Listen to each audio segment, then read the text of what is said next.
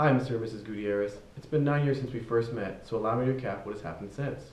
First, Mr. Gutierrez, you took our advice and obtained a $50,000 business loan to start your new app venture. Since then, your app has hit the market and become a huge success. Shortly after, your station wagon broke down. However, you did meet the woman who would become your future wife. The car loan associated with your Jeep has already been paid off. However, you and your wife are still saddled with credit card and college debt. Now you've been married happily for 3 or 4 years and are expecting twins.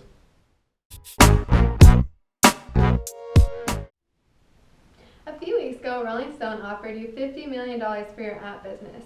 Now the question becomes, what do you do with this? We need to make sure we analyze all of the options. But before we dive into this, we need to address some key points. First, it is important to ensure that no current or former employees have any claim to the ownership of the app. If they do, they also need to be involved in this decision. Now let's jump into the options.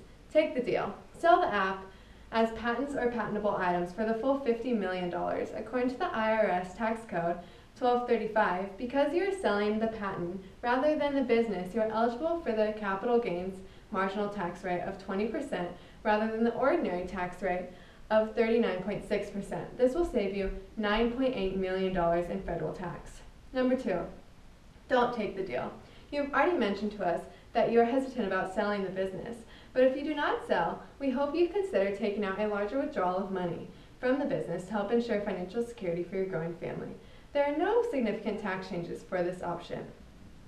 Number 3, negotiate the deal. There's an opportunity to sell a portion of your company if your company has more than one app. If you restructure it into a limited liability company, you can sell one app to Rolling Stone while still keeping the remaining apps. That way, you can still be involved in the company you created. This transaction is eligible for the capital gains tax rate of 20%. This negotiation will most likely result in a lower offer price. We believe you should highly consider option 1, as it offers significant financial and personal benefits. We would advise you that your family remain living in Texas while the sale occurs, as there is no state income tax in Texas versus the 3.9% rate in Pennsylvania. This will save you about $2 million in state income taxes and help you avoid federal alternative minimum tax. So you're on the road to Philadelphia after you have contemplated your U-turn, wondering, where am I going to live? Well, we've evaluated some of your options and have a recommendation for you. If you choose not to sell the business, we have estimated you'll qualify for a $600,000 mortgage at a 4.1% interest rate. This means the suburban mansion and the house downtown are no-goes. However, if you choose to sell the business, you will have ample cash flows to buy any of these homes. And based on what you have told us about your preferences, we think the suburban home outside of Philadelphia would most meet your needs. The only downside to this home is the $150,000 renovation that you need. Another thing you need to consider is insurance.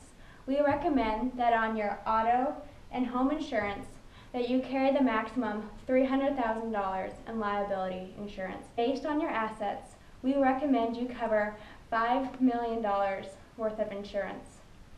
Another thing you need to consider is health insurance. Given that Leah is no longer employed by her employer, she does not have employer-sponsored health care. This means she needs to buy insurance on the private market. And she should buy the best plan on the market, given she is having a high-risk pregnancy. And 2 bundles of joy are twice the price. A good plan for her would be the Platinum Plan of Pennsylvania. If you choose to sell your business, you can utilize your new cash flows to diversify your portfolio. You may want to consider investing in a portfolio that is predominantly stocks with a few tax-free bonds, such as municipal bonds, because you and your family can incur that risk. With such portfolio, your dividends will be taxed on the 15 to 20% rate, but your bond interest will be tax-free. The second option you may want to consider is a savings plan for your children's education. When they are born, you can open a Pennsylvania 529 investment plan, which essentially is a savings plan tied to an investment. This plan may be opened in any state, and due to the low administration costs and the best index fund management, we hope you consider opening one in Nevada. The key to the 529 plan is that the growth in the investment is tax-free, and you can deduct up to $14,000 per child on your state tax returns.